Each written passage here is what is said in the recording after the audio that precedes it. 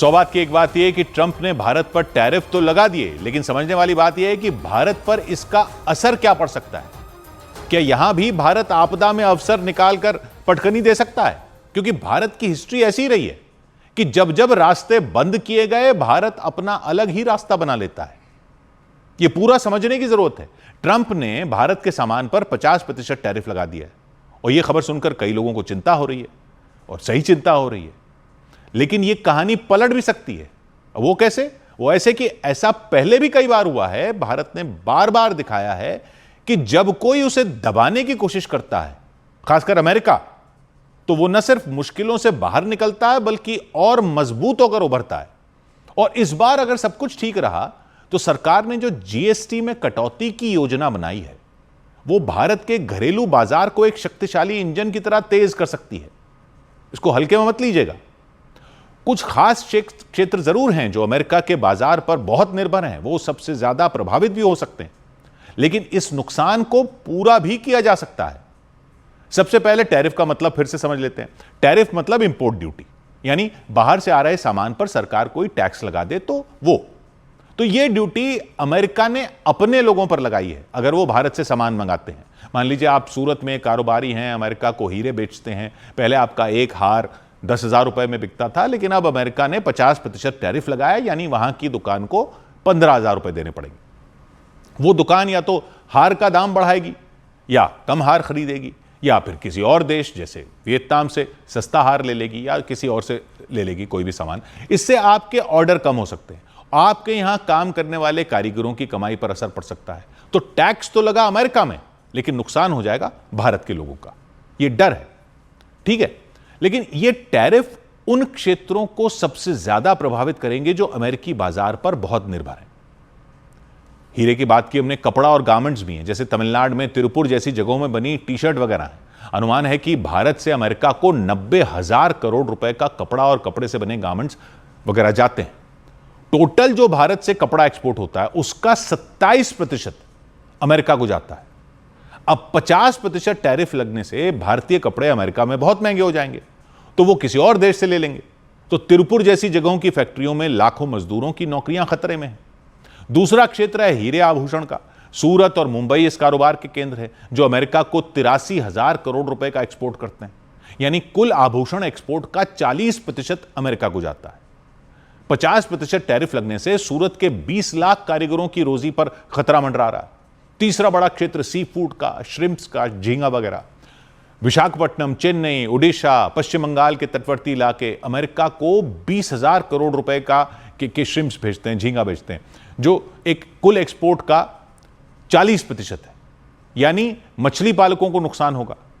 कहने का मतलब ऐसे कई और क्षेत्र हैं जहां काम करने वाले मजदूरों और सप्लायरों को दिक्कत होगी, और यह असर सिर्फ इन शहरों और उद्योगों तक नहीं रुकेगा। अगर तिरुपुर का एक मजदूर कम कमाता है समझो, तो वो पास की दुकान पर कम खर्च करेगा, दुकानदार कम कमाएगा तो अपने बच्चे के लिए स्कूल फीस नहीं दे पाएगा या बैग नहीं खरीद पाएगा, जिससे बैग बेचने वाला दुकानदार प्रभावित होगा। सब कनेक्टेड होता है, सब एक दूसरे से जुड़े हुए हैं। सूरत का एक हीरा कारीगर अगर नौकरी खो देता है तो वो वहां की दुकान से कम सामान लेगा। विशाखापट्टनम का मछली पालक अगर कम कमाता है तो वो अपने गांव के बाजार में कम खर्च करेगा, जिससे वहां के छोटे दुकानदारों की कमाई घट सकती है। ये सब कनेक्टेड है। यहां तक कि बेंगलुरु का एक सॉफ्टवेयर इंजीनियर भी प्रभावित हो सकता है, क्योंकि अगर अमेरिका में सामान महंगा होने से उनकी अर्थव्यवस्था धीमी पड़ती है तो वहां की कंपनियां भारत को कम प्रोजेक्ट्स देंगी।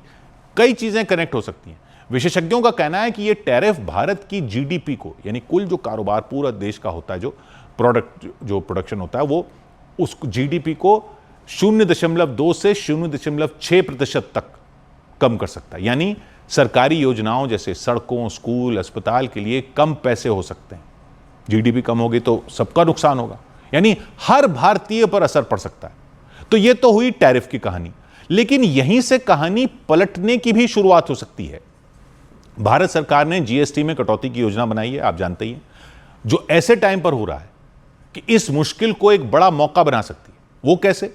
अभी जीएसटी के 4 स्तर हैं, 5%, 12%, 18%, 28%। ठीक, सरकार इसे 2 स्तरों 5% और 18% तक लाने की योजना बना रही है, जो दिवाली तक लागू हो सकती है। इसका मतलब है कि कपड़े, साइकिल, टीवी, सीमेंट जैसी चीज़ें सस्ती हो सकती हैं। अगर आप पटना में समझिए 5,000 रुपये की कोई साइकिल खरीदते हैं, जो अभी 12% जीएसटी पर 600 रुपये टैक्स देते हैं, 5% जीएसटी में हो गया तो टैक्स 250 रुपये हो जाएगा।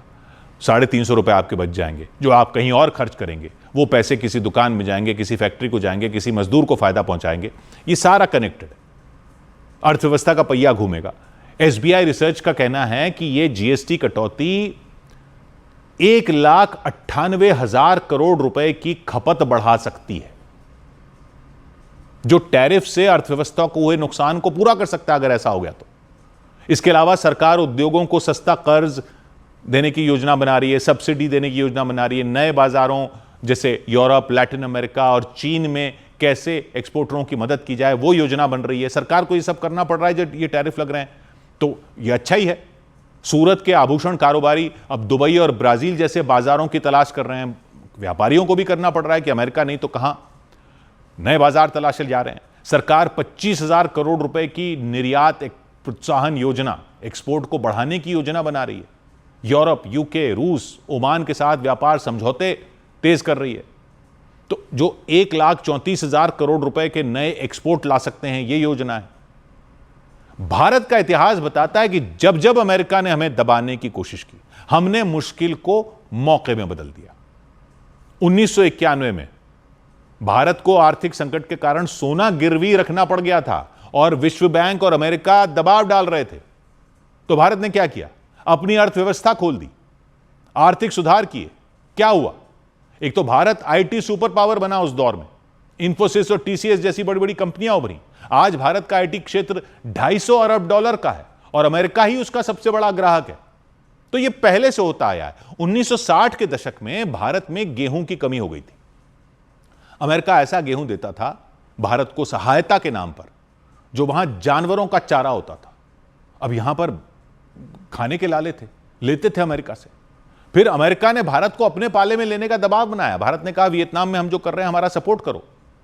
भारत नहीं जा रहा था अमेरिका के साथ, तो गेहूं भी देना बंद कर दिया। वो वाला गेहूं जो चारे के नाम पे दे रहे थे वो भी देना बंद कर दिया। तो भारत ने क्या किया?